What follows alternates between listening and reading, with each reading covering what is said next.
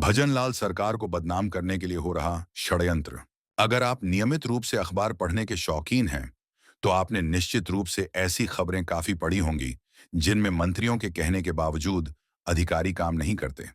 इन खबरों में कितनी हकीकत है और कितना फसाना है, ये जानने के लिए जब आप पड़ताल करेंगे, तो एक अलग ही हकीकत नजर आएगी जिसके बारे में आपने कभी सोचा भी नहीं होगा।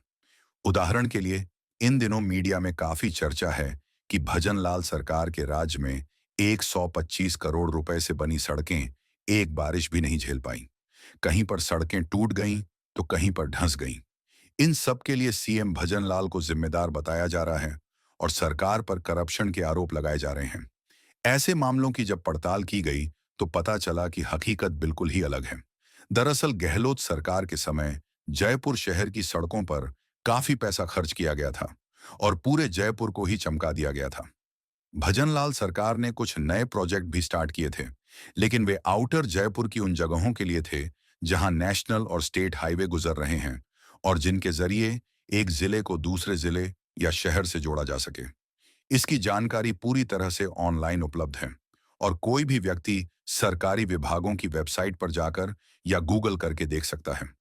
ऐसे में यह कहना कि भजनलाल सरकार द्वारा बनाई गई सड़कें टूटी हैं, बिल्कुल ही गलत है, क्योंकि भजनलाल सरकार के समय सड़कों पर ज्यादा काम नहीं किया गया है।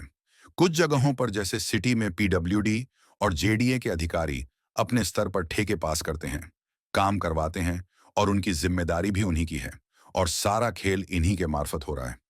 जी हाँ, आप माने या ना माने, लेकिन राजस्थान की राजनीति में पक्ष विपक्ष से अलग एक तीसरा गठजोड़ भी है, जो इन सब के बीच बिल्कुल शांति से अपना काम कर रहा है और धीरे धीरे सरकार की जड़ें खोदने में लगा हुआ है। इस गठजोड़ को इससे मतलब नहीं है कि मंत्री कौन है और राजनीति में क्या हैसियत रखता है। उन्हें केवल अपने टारगेट से मतलब है और यह टारगेट उन्हें उनके आकाओं द्वारा दिया जाता है। इस गठजोड़ में कांग्रेस के नेता, सरकारी अधिकारी और ठेकेदार शामिल हैं, जो सिस्टमैटिक तरीके से पूरा खेल खेल रहे हैं। दरअसल कांग्रेस नेताओं के इशारे पर गहलोत सरकार की कृपा से मनचाही पोस्टिंग पाने वाले अधिकारी सरकारी ठेके उठाने वाले ठेकेदारों के साथ मिलकर सरकार के साथ साथ जनता को छूना लगा रहे हैं।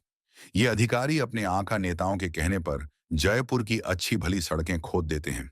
ये सड़कें कभी सीवर लाइन बिछाने के लिए, कभी पाइपलाइन के लिए, तो कभी नाली बनाने के लिए खोद देते हैं। और ऐसा करने के पीछे इनके दो उद्देश्य हैं। पहला, जनता परेशान हो ताकि भजनलाल सरकार को बदनाम किया जा सके। दूसरा, बार बार सड़कें बनाने का ठेका देकर सरकारी खजाने से खुद का घर भर सकें। यही कारण है कि विधायक और मंत्रियों के कहने पर भी अधिकारी काम नहीं करते हैं या इस तरह काम करते हैं कि लोग परेशान होते रहें। अब सवाल उठता है कि इस स्थिति में क्या किया जाए।